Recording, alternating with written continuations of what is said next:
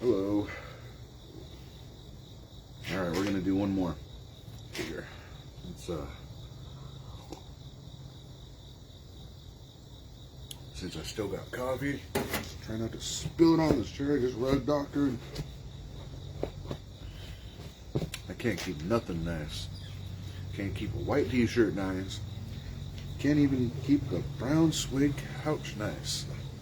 Or a chair. I'm just messy. Anyways. Okay. Alright, last time we left off on Sirach chapter 11. And it was appearances. In fact, this is the reason why I decided to do another live back-to-back. It's because I just wanted to read this, and I didn't want to make that first recording too long.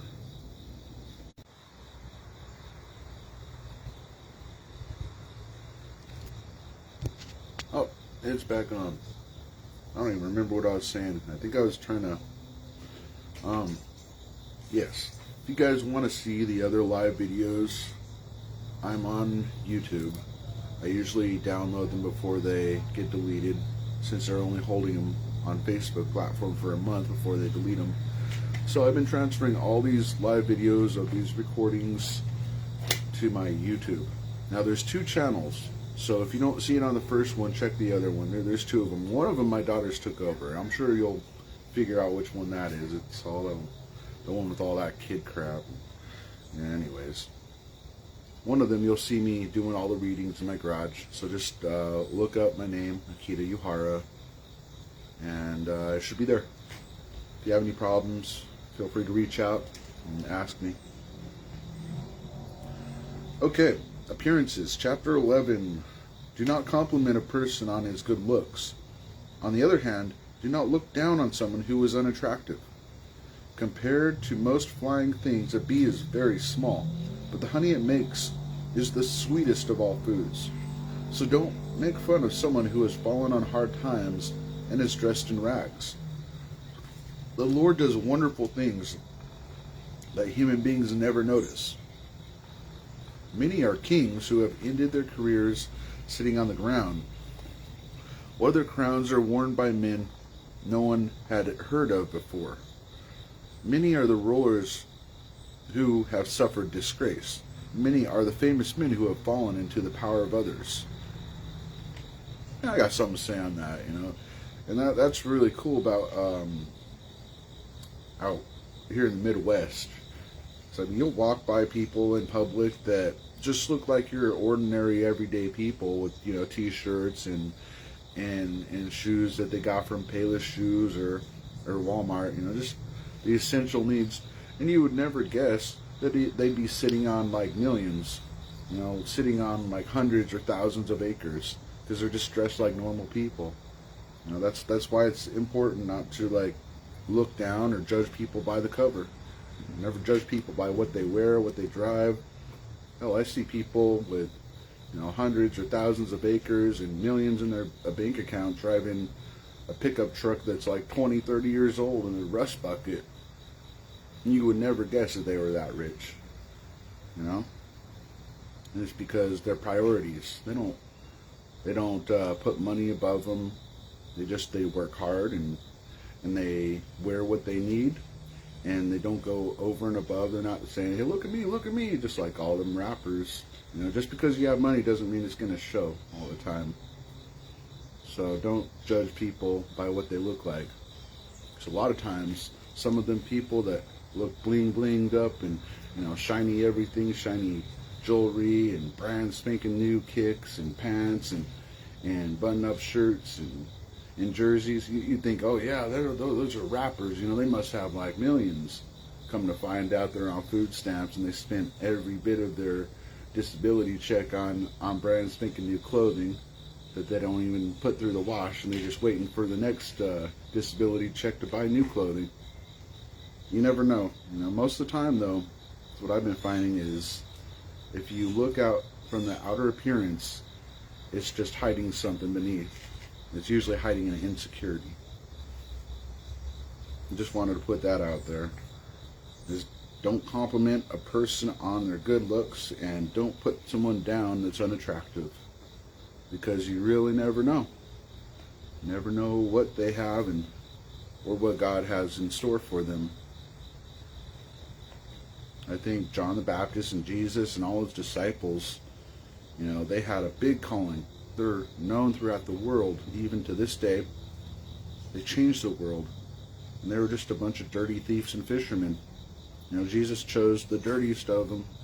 He chose the people that were the majority. And he changed their lives. And they changed everyone else's around them's lives. And it wasn't based on how they looked. John the Baptist, he only ate bugs and wore I'm trying to remember what he wore, like canvas type clothing, just some cheap wool and canvas, cheap clothing, and he ate honey and locusts. But even though he probably looked rough and poor and dirty, probably smelled a little funny, he changed the world. He prepared the way for Jesus. So never judge. Don't judge by what our eyes see, because our eyes are only flesh, and only God knows. Alright, I'm going to get back onto that.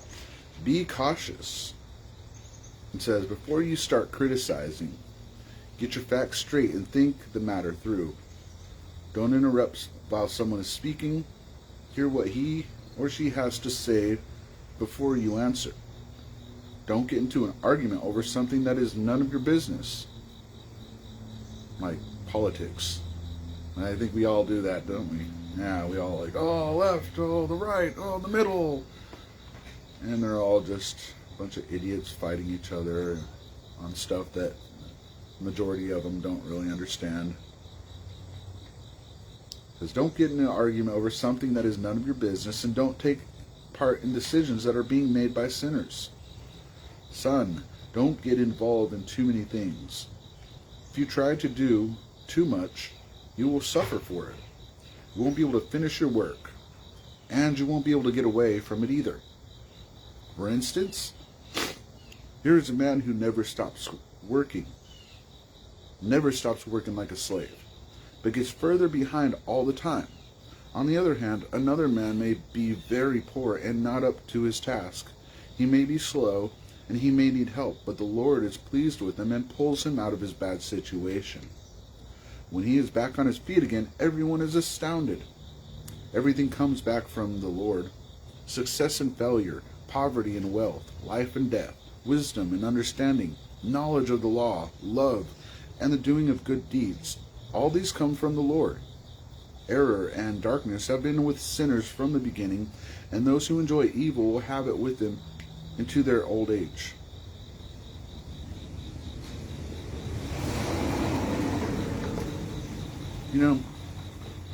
That's funny, because I actually see that a lot. I see a lot of people that they struggle constantly, constantly struggling. They never seem like they're not tired. They're always worn down. They're always uncomfortable. They're always sick. They're always sore. And and when we change our ways and we begin to better ourselves, be it physically, mentally, through our diets, through our routines, when we start doing that, we start seeing other people, our other fellow sinners, I love that about us. We're all just a bunch of sinners, but our fellow sinners, we look at our fellow sinners and we start seeing the flaws and their mistakes that we made before we decided to change. And we start realizing, they could fix that. They don't have to live that way. They don't have to live in suffering and in hard times. And we start realizing, wow, that was us not that long ago. And then when we changed things started getting better in life. We didn't have that darkness. We didn't have that anxiety and depression, the feeling of hopelessness anymore. It became more clear. We became more energetic once we started eating better and sleeping more. anyways, my point is like we start seeing things that doesn't have to be for your everyday sinner that doesn't follow the way of the Lord. You know, it seems like the more you seek God, the happier and healthier you will be. This book is literally a guide to life. Basic instructions before leaving Earth, as some people like to say, but it really is. It teaches you the better way. It says everything comes from the Lord, successes and failures. Everything comes from the Lord, success and failure, poverty and wealth, life and death, wisdom and understanding, knowledge of the law and love and doing of good deeds. All these come from the Lord. Error and darkness have been with sinners from the beginning, and those who enjoy evil will have it with them into their old age. So the more you sin, the more it's going to just keep on going downhill. The more you live in sin, the worse it's going to eventually get. You're going to always be miserable. You're going to always have that in the back of your mind. And if you tell yourself that that's not true, only you know, but you know that you're lying to yourself, that you could have better. Error and darkness have been with sinners from the beginning, and those who enjoy evil will have it with them to their old age. The Lord's gifts to religious people are gifts that endure. If He approves of you, you will always be successful. A man may grow rich by working hard and denying himself pleasure, but what does he get for it? He says to himself, "Now I can finally sit back and enjoy what I have worked for." But he has no idea how long it will be before he must die and leave his wealth to others. Stand by your duty and stick to it. Grow old at your work. Don't be jealous of what sinners achieve. Just stick to your own work and trust the Lord. It is very easy for the Lord to make a poor man suddenly rich. Devout people will receive the Lord's blessing as their reward, and that blessing can be given in a moment. Don't be concerned about what you need or what success the future holds for you. On the other hand, don't think that you have everything you need or that nothing can go wrong for you in the future. When things are going well, people don't think about hard times. When things are going badly, they forget about prosperity. The Lord can easily wait until a day of a man's death to reward or punish him. At that time, his deeds are open for all to see. All his happiness can be erased in that one moment of misery. So then don't think of anyone's life as happy until it's over, because all the evidence is not in until the person is dead. That's deep, huh?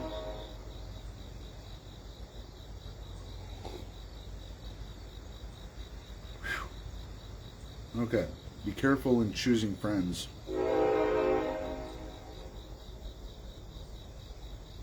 Honestly, I still struggle with that. Choosing friends. Any of y'all feel like you're just too optimistic about people? Maybe too hopeful? It's like you want the best out of them, and you want them not to be evil, but sometimes you're just blinded by your own hope. Well, anyway, that's me. I just want to see the good in everybody, and I find myself overlooking a lot of red flags, just because I really, really want to see the good in people. I want to give people the benefit of the doubt, and that's always been, well, it's been a weakness, I guess, for me. It could be a positive and a negative, because I give chances to a lot of people that most people won't. I give second chances to a lot of people that most people won't. And that can, at times, be a target. I get targeted because of it. A lot of people like to take advantage of my kindness. And so it's caused me to be a little bitter about making friends and meeting new people, and I've sort of pushed away from all that. Now, I have maybe one or two friends that I can really call friends that I talk to or anything. Rest is just my family. But yeah, that is something I struggle with, is being cautious and giving my friendship to the wrong people. Or at least I have in the past. Anyways. Where were we? Be careful in choosing friends. Yes.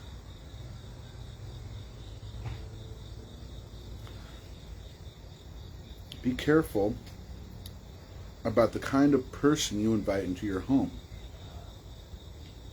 Because clever people can fool you in many ways. A proud man is a decoy to lure you into danger, like a spy. He will look for your weaknesses. He will make good appear evil, and find fault with the noblest actions. A single spark can set a pile of coals ablaze, and a sinner is just waiting for a chance to do violence. Watch out for such people and their evil plans. They will ruin you permanently. If you bring a stranger home with you, it will only cause trouble, even between you and your own family. When you do a good deed, make sure you know who is benefiting from it. Then what you do will not be wasted. You will be repaid for any kindness you show to a devout person. If he doesn't repay you, the Most High will. No good ever comes to a person who gives comfort to the wicked. It is not a righteous act. Give to the religious people, but don't help sinners. Don't do good to humble people, but don't give anything to those who are not devout. It says, don't give them food, or they will use your kindness against you. Every good thing you do for such people will bring you twice as much trouble in return. Amen to that. The Most High himself hates sinners, and he will punish them. Give to good people, but do not help sinners. When things are going well, it is hard to tell who your real friends are, but in hard times you can recognize your enemies. Even your friends will leave you then. That's a hard truth right there. It's like when we were having our hardest times, that really filtered out the real people from the fake. When things were rough, things were rough. When things were rough for us, it got really lonely and quiet around our house. People scattered like cockroaches when the light's on. And you know, it's funny. It's like, I could have read this 100 times over before it all happened. And I think I still would have had to go through it to actually fully believe it.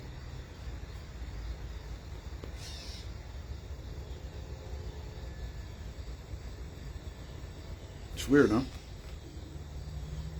We had multiple vehicles, a big trampoline, and had lots of money, and went out to eat all the time, and went places, and had plenty of work, and plenty of money, and food, and stuff to give away, and stuff to bring to the Pay It Forward Center.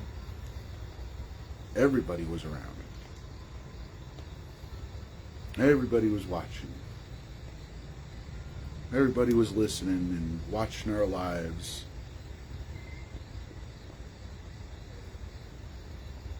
But when the whole world came down on us, and I ended up getting thrown into jail in Fairfield for 10 days, and we almost lost the business, and we lost one of the cars, and we were broke, not able to afford rent or bills. Everyone just seemed to kind of scatter. Well, maybe we don't have so many friends. And then we realized how lonely the world could be. So be careful in choosing your friends, because in your hard times, they will scatter if they're not real. And I shouldn't be surprised. I mean, it's not the first time this has happened. I mean, our family is so used to just falling and getting back up, and falling and getting back up, starting over with nothing, that we should be used to it. We should just almost expect it.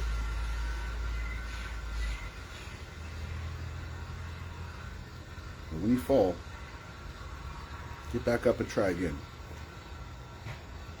Don't let the devil keep you down. That's what he wants. He wants you to fall down and feel hopeless, like you can't do nothing. He wants you to feel stupid for believing God's word, because the majority of people don't. The whole world is looking down on us believers right now. We are the minority. Don't let them pull you into misery. It's a hard place to dig out.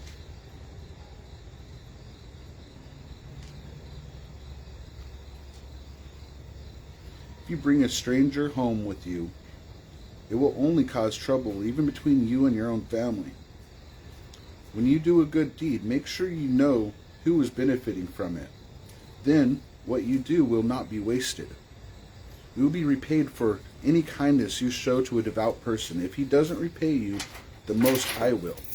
No good ever comes to a person who gives comfort to the wicked. It is not a righteous act. Give to the religious people, but don't help sinners. Do good to humble people, but don't give anything to those who are not devout. Don't give them food, or they will use your kindness against you. Every good thing you do for such people will bring you twice as much trouble in return. The Most High himself hates sinners, and he will punish them. Give to good people, but do not help sinners. That's like 4 times I just said that. When things are going well, it is hard to tell who your real friends are, but in hard times you can recognize your enemies. Even your friends will leave you then. Didn't I just say that? I just said that. But when you are successful, your enemies will act like friends. Never trust an enemy. His wickedness is as destructive as rust. Watch out and be on guard against him, even if he acts ever so humble. He is like a metal mirror that rusts away if you don't keep it polished. Seat an enemy at your right hand, and the next thing you know, he'll be trying to get to your own place of honor. Put him next to you, and he will overthrow you. Then you will realize the truth of my words and be stung with regret when you remember them. Nobody feels sorry for snake charmers or wild animal tamers who get bitten, and nobody will feel sorry for you if you run around with sinners and get involved in their wrongdoings. An enemy will stay with you for a while, but not when trouble comes. He will speak fine words while he plots how to trap you. He will pretend to share your sorrows, but will kill you if he gets a chance. If trouble comes your way, you will find him waiting, ready to trip you up, while he pretends to help you. He will be a different person then, rubbing his hands, nodding his hand, and spreading rumors about you. Can't tell me that y'all don't have friends or people around you like that claim to be friends but are really secret enemies, huh? Anyways, God bless you guys. Be safe out there. Have a great week. And we'll start on chapter 12 next time. Or finish up 11. I think it's 11. Yeah. Anyway, see y'all next time.